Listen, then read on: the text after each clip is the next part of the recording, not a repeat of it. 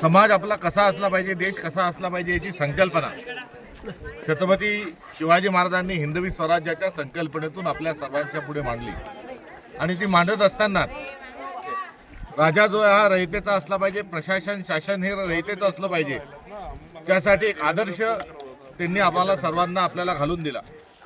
कुठलाही भेदभाव, जातीय द्वेष, धर्मद्वेष न करता हा सर्वांना सोबत घेऊन चालण्याचा संस्कार देखील छत्रपती शिवाजी महाराजांना केला।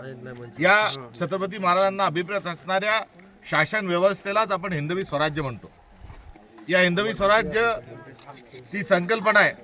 या संकल्पनेत अनेक आध्यात्मिक आणि अनेक महात्म्यांचं देखील योगदान त्या संकल्पनेमध्ये लाभलेलं आहे। आणि त्या अनुषंगाने स्वातंत्र्योत्तर काळात आपलं पवित्र असं संविधान निर्माण झालं आणि या संविधानातही हिंदवी स्वराज्याची संकल्पना आहे।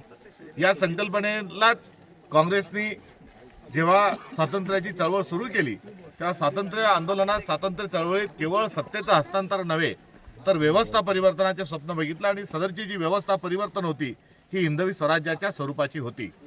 त्यामुळे काँग्रेस पक्षाचं ध्येय, धोरण, तत्व ही कोणत्याही दुसऱ्या तिसऱ्या विचाराची नसून ती स्पष्ट स्वरूपामध्ये हिंदवी स्वराज्यावर आधारित आहे। आणि या छत्रपती शिवाजी महाराजांना मानाचा मुजरा करण्याकरता आणि हिंदवी स्वराज्य स्थापन करण्याच्या अनुषंगाने त्या विचाराचं संवर्धन आणि संरक्षण करण्याकरता काँग्रेस पक्ष बांधील आहे। आणि मी देखील काँग्रेस पक्षाचा प्रांताध्यक्ष झाल्यानंतर आज या ठिकाणी शिवाजी महाराजांना अभिवादन करण्याकरता आणि माझ्यासारखा एक मावळा, माझ्यासारखा एक सैनिक हिंदवी स्वराज्याच्या संकल्पनेकरता कटिबद्ध आहे ही प्रतिज्ञा घेण्याकरता मी आज या ठिकाणी आलेलो आहे। दुसऱ्या बाजूला छत्रपती शिवाजी महाराजांचा राज्याभिषेक नाकारणारी जी मंडळी होती, छत्रपती शिवाजी महाराजांबद्दल वंगळ अपप्रचार करणारी जी मंडळी होती, दुर्दैवाने आज त्या विचारांचीच मंडळी केंद्रात आणि राज्यात कुठेतरी सत्तेवर बसलेली आहे। त्यामुळे सतत ज्यांनी शिवरायांना छळलं तो विचार दुर्दैवानं आज जिवंत आहे। त्या विरोधातही लढण्याचा आमचा संकल्प आहे। छत्रपती शिवाजी महाराज केवळ आदिलशाहीच्या, निजामशाहीच्या आणि औरंगजेबाच्या विरोधातच लढले नाही तर ते तात्कालीन स्वतःला धर्ममार्तंड समजणारे आणि या भारतीय आपल्या संस्कृती परंपरेवर स्पृश्य अस्पृश्यता, भेदाभेद हा त्या ठिकाणी अस्पृश्य आणि हा असमाजवादी आणि चुकीचा विचार घेऊन जी काम करणारी मंडळी होती त्यांच्या विरोधात छत्रपती शिवाजी महाराज हे लढले। आज आदिलशाही गेली, औरंगजेब गेले, निजामशाही गेली, मात्र दुर्दैवानं आज हा जो जातीयचा वादाचा विचार आहे तो जातीयवादाचा विचार आजही आपल्याला कायम असल्याचा आढळून येतो। आज शिवाजी महाराजांची मला माफी मागावीशी वाटते, कारण आज शिवाजी महाराज आमचा स्वाभिमान आहे, आमचा अभिमान आहे। मात्र आजही त्यांच्या विरोधात अपप्रचार करणारी मंडळी थकलेली नाही आणि या मंडळीच्या पाठीशी कुठेतरी राजआश्रय पण आहे हे देखील एक चित्र आहे। छत्रपती शिवाजी महाराजांचा अपमान करा आणि सुरक्षा मिळवा हे धोरण आज राज्य सरकारकडून कुठेतरी अवलंबलं जातं, त्याचंही दुःख आहे।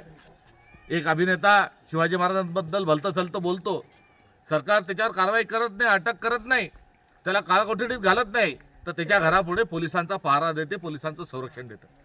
एक इतिहासकाराला शिवाजी महाराजांच्या बद्दल अपशब्द फोनवर बोलून एक इतिहासकाराला निनावी फोन येतो, तो निनावी नसून तो एका सरकारमधल्या धार्जिण्या एका माणसाचा फोन येतो आणि तो फोनवर केवळ इतिहासकारांनाच धमकत नाही तर शिवाजी महाराजांबद्दलही भलतं सलतं बोलतो। त्यामुळे तोही अपमान करतो, त्यालाही संरक्षण दिलं जातं।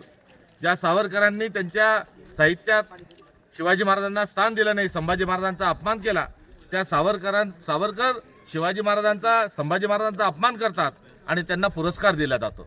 त्यामुळे अपमान करा, पुरस्कार घ्या, अपमान करा, सुरक्षा द्या, हे जे आज सरकारच्या वतीनं जे सुरू आहे त्याबद्दल मी दुःख आणि खंत व्यक्त करतो आणि छत्रपतींची माफी मागतो की आज आपल्या माघारी आम्ही आपल्या विचाराचं जतन करण्यात कुठेतरी कमी पडत आहोत, ही माफी देखील त्यांना मागतो। मात्र माफी मागत असताना आगामी काळात हिंदवी स्वराज्याचा विचार आणि छत्रपतींचा विचार आम्ही पुढे घेऊन जाऊ आणि हा जो शिवाजी महाराजांच्या विरोधातला जो विचार याला लवकरच आम्ही या टकमक टोकावरून त्याचं विसर्जन करू, हा देखील संकल्प या ठिकाणी घेण्याकरता आज काँग्रेसचा प्रांताध्यक्ष या नात्याने मी आलेलो आहे।